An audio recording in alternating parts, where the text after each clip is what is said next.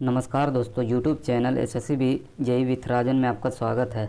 हम लोग 9 तारीख का सारा क्वेश्चन कंप्लीट कर लिए थे, 10 का ऑलमोस्ट 14 तक कंप्लीट हो गया है। तो आज हम लोग 15 से चालू करेंगे। अगर आप लोगों ने एसएससी जेईई जो लेटेस्ट में हुआ उसका PYQ नहीं देखे हैं तो लिंक डिस्क्रिप्शन में दे देंगे, आप देख लीजिएगा। तो आज का देखिए हम लोग 15 क्वेश्चन स्टार्ट करते हैं 15वां क्वेश्चन से। तो देखिए 15 क्वेश्चन में क्या बोला है, बोला the expression of RMS value of the current of triangular waveform. Triangular waveform का हम लोग का RMS वैल्यू फाइंड करना है, हम लोग को RMS वैल्यू फाइंड करना है। तो ट्रायंगुलर वेव का IRMS क्या होता है, IRMS होता है Im/√3। हाँ, ये ध्यान रखना होगा, सारा का RMS वैल्यू आपको याद रखना होगा। जैसे साइन वेव का होता है Im/√2 और हाफ वेव का होता है Im/2, फुल वेव रेक्टिफायर का होता है Im/√2 और ट्रायंगुलर वेव का होता है Im/√3 और रेक्टेंगुलर का होता है Im। तो उसी तरह इसका क्या हो जाएगा, इसका ऑप्शन डी सही हो जाएगा। हाँ, नेक्स्ट क्वेश्चन देखते हैं। नेक्स्ट क्वेश्चन में find value of equivalent inductance. Equivalent inductance A B है, यहाँ का आपको L इक्विवेलेंट निकालना है, L इक्विवेलेंट निकालना है। तो इसको निकालने के लिए देखिए हम लोग क्या करेंगे, यहाँ जो देखिए आपको नहीं दिया हुआ है, यहाँ है 1 हेनरी। हाँ, अब देखिए यहाँ 1 हेनरी है और यहाँ 3 हेनरी है। ये दोनों क्या है, ये दोनों 3 हेनरी और 1 हेनरी क्या है, सीरीज में है। हाँ, ये है सीरीज में।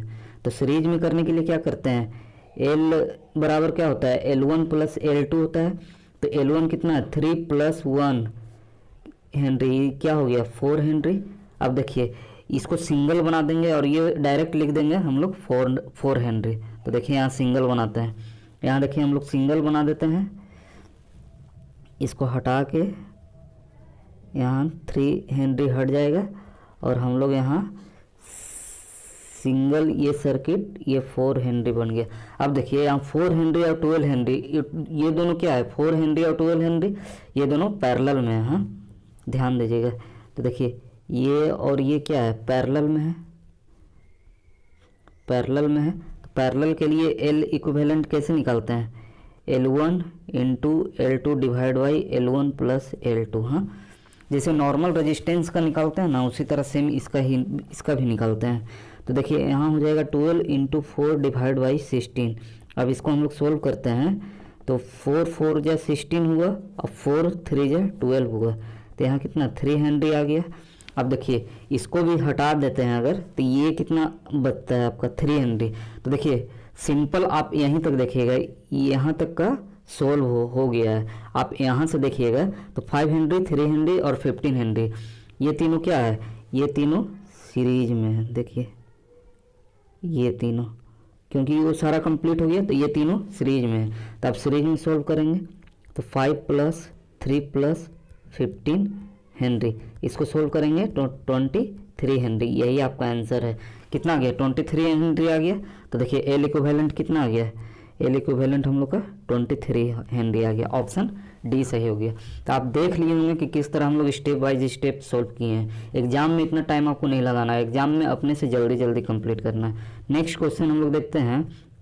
नेक्स्ट क्वेश्चन क्या है, नेक्स्ट क्वेश्चन है ए 100 volt bulb is connected across A 5 volt source. तो देखिए जो बोला है वो हम लोग लिखते हैं। हाँ,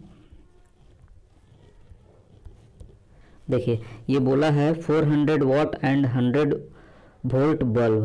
तो एक बल्ब का डायग्राम बना लिए, इसमें हम लोग को बोला है 400 वाट एंड 100 वोल्ट बल्ब। हाँ, इसको हम लोग सोर्स से कितना 50 वोल्ट का जो सोर्स है उससे हम लोग कनेक्ट कर देंगे। अब पूछा है इसमें कि the current drone by the bulb. अब बल्ब से करंट कितना ड्रोन कर रहा है वही हम लोग को पूछा है, यानी आई पूछा है। तो पहला स्टेप क्या करेंगे ना, इससे हम लोग रेजिस्टेंस निकाल लेंगे। ये बल्ब का रेजिस्टेंस अगर पता चल गया तो यहाँ कितना करंट जा रहा है वो हम लोग को पता चल जाएगा।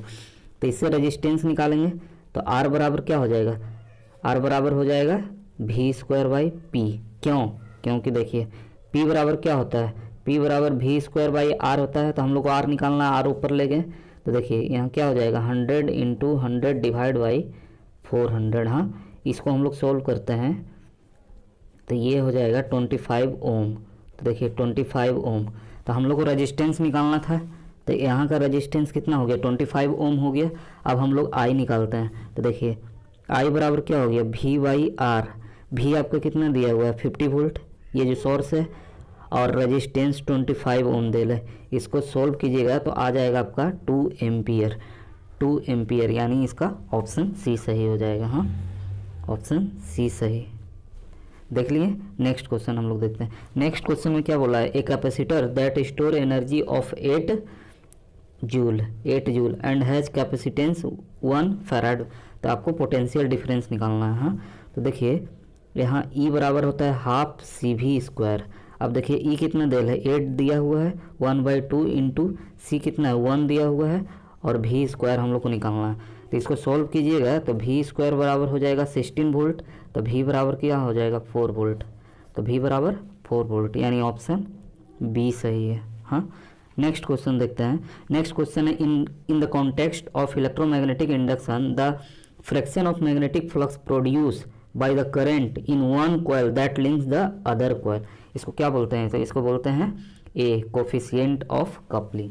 नेक्स्ट क्वेश्चन देखते हैं।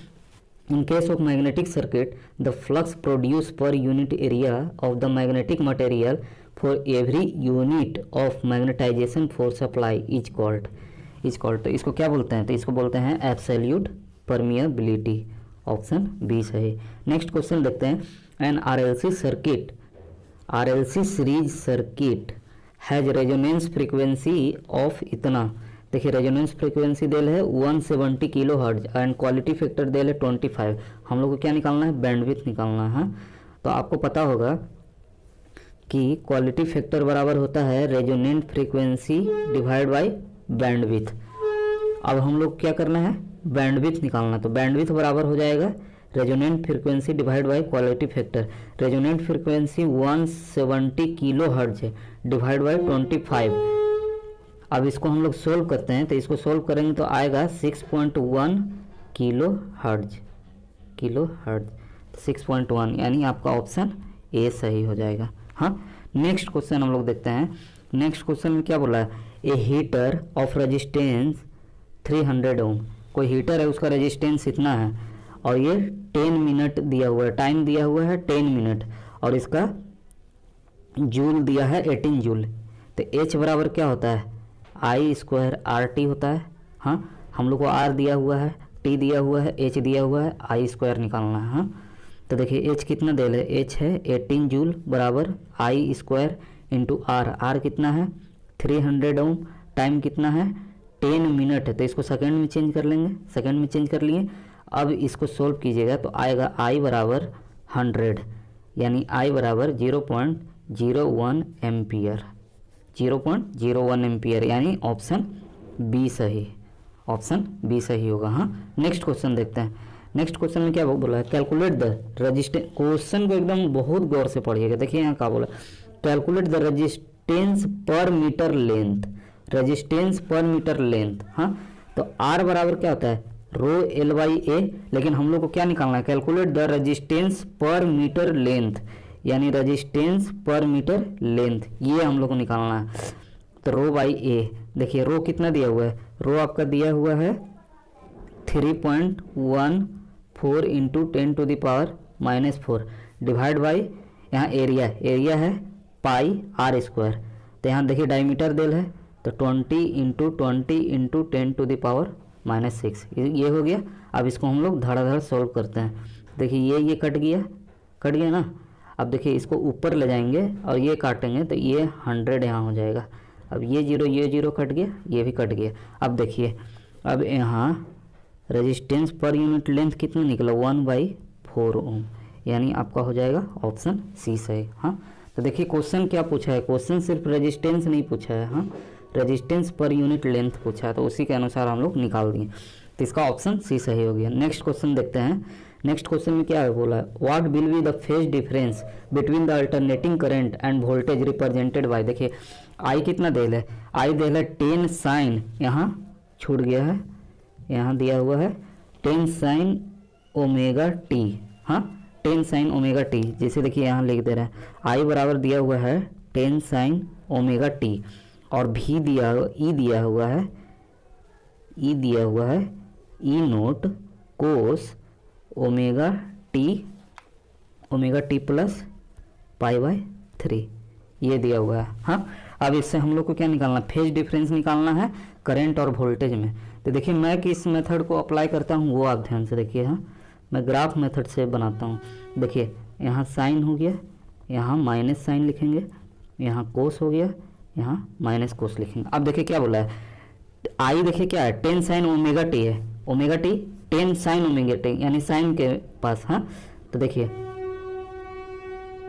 यहाँ देखिए साइन में कर दिए, ये मेरा आई रहा। हाँ, अब देखिए ई क्या है, ई है E nought cos omega t plus pi by 3, यानी देखिए हम लोग कोस ये है, कोस से हम लोग को पाई बाई 3 जाना है। देखिए सपोज कीजिए आप, देखिए कोस ये है, ये कोस है, तो कोस से हम लोग को पाई बाई 3 जाना है, वही ई नोट हो गया। तो इधर जाएंगे हम लोग, तो ये मेरा हो गया ई नोट कितना, पाई बाई 3।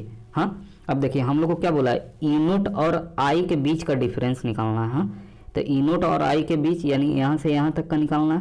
तो देखिए यहाँ तक क्या हो गया, यहाँ तक पाई बाई 2 हो गया और इधर से इधर पाई बाई 3 हो गया, यानी दोनों को ऐड कर देंगे।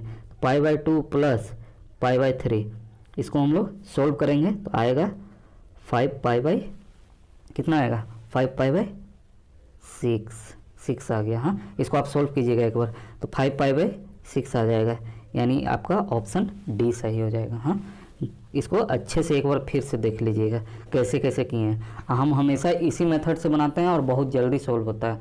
चाहिए अगर तो आप कमेंट कीजिएगा, आपको अल्टरनेट मेथड और बता देंगे, लेकिन थोड़ा सा लंबा चला जाता है, एग्ज़ाम में आपको उतना टाइम मिलेगा ही नहीं। नेक्स्ट क्वेश्चन देखते हैं। नेक्स्ट क्वेश्चन है self inductance does not depend. Self inductance किस पर डिपेंड नहीं करता है, तो देखिए एल बराबर क्या हो जाता है, एल बराबर होता है एन फाई बाई आई। हाँ, तो देखिए current flowing through the conductor इस पर डिपेंड कर रहा है, फ्लक्स पे भी डिपेंड कर रहा है, नंबर ऑफ टर्न्स पे डिपेंड कर रहा है, तो किस पे नहीं कर रहा है, लेंथ पे नहीं कर रहा है, यानी ऑप्शन ए सही हो जाएगा। नेक्स्ट क्वेश्चन देखते हैं। A series RLC circuit has the following parameter. हाँ, आर दिया हुआ है, एल दिया हुआ है, सी दिया हुआ है, और हम लोग को क्वालिटी फैक्टर निकालना पड़ता है। एग्जाम में आप ये गांठ बांध लीजिए कि एक क्वेश्चन आपका आरएमएस से आ सकता है, आने का पूरा चांस है, और एक क्वेश्चन क्वालिटी फैक्टर से फिक्स ही आता है। आप जितना भी एग्जाम अगर एसएससी जेईई देखे होंगे तो उसमें एक क्वालिटी फैक्टर का क्वेश्चन आता है। तो यहाँ ध्यान दीजिए, सीरीज आरएलसी सर्किट है तो उसका फार्मूला होता है 1/r under root L by C. हाँ, तो Q बराबर 1/5 अंडर रूट एल, एल कितना है 0.01 है, तो इसको 1/100 लिख देंगे। हाँ, आप देखिए 100 माइक्रोफैराड, तो इंटू 100 माइक्रोफैराड 10⁻⁶ होगा, तो हम 10⁻⁶ को ऊपर डायरेक्ट लिख दे रहे हैं। हाँ, अब देखिए ये 4 0 और ये यहाँ से 4 0 हटा देंगे, यहाँ काट देंगे, तो यहाँ 100 बचेगा। तो अब देखिए तो Q बराबर क्या हो जाएगा, ये 100 को रूट से निकालेंगे तो 10 हो जाएगा, तो 10/5 यानी Q बराबर कितना हो गया, 2 हो गया, ऑप्शन डी सही।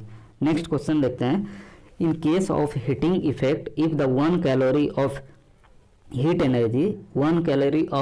energy is converted into joule, तो उसका वैल्यू क्या होता है। तो देखिए 1 कैलोरी को जब जूल में कन्वर्ट करते हैं तो उसका होता है, ऑप्शन बी होगा 4.186 जूल।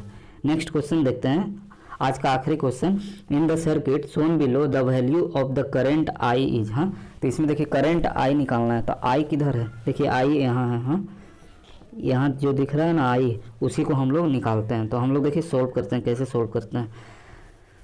तो देखिए इधर आई जा रहा है, इधर I/5, तो इसको क्या लिखेंगे, I + 5 एम्पियर, ऐसे जा रहा है, ध्यान दीजिएगा। हाँ, इधर से आई तो इधर से 5, तो इधर से I + 5 होगा। हाँ, अब इसको हम लोग तुरंत सोल्व कर लेते हैं। तो देखिए -20 प्लस यहाँ क्या हो जाएगा, प्लस माइनस है तो यहाँ हो जाएगा 2I प्लस, देखिए जो भी हम लोग KCL में जो घूमेंगे तो डायरेक्ट ऐसे करके घूमेंगे। हाँ, ये ध्यान दीजिएगा।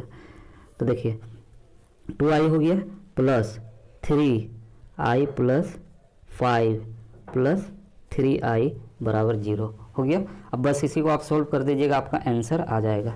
तो देखिए हम लोग सोल्व करते हैं, -20 plus 2I plus 3I plus 15 plus 3I बराबर 0। हाँ, अब इसको सोल्व करते हैं, तो 3 2 5 हो गया, 5 और 3 8I, तो 8I और 50 में 20 गया तो यहाँ 5 बचा, तो I बराबर कितना हो गया 5/18 एम्पियर। तो यही आपका आंसर हो जाएगा 5/18 एम्पियर। 5/8 एम्पियर, सॉरी 18 नहीं, 8 एम्पियर, तो 5/8 एम्पियर यानी ऑप्शन ए सही हो गया।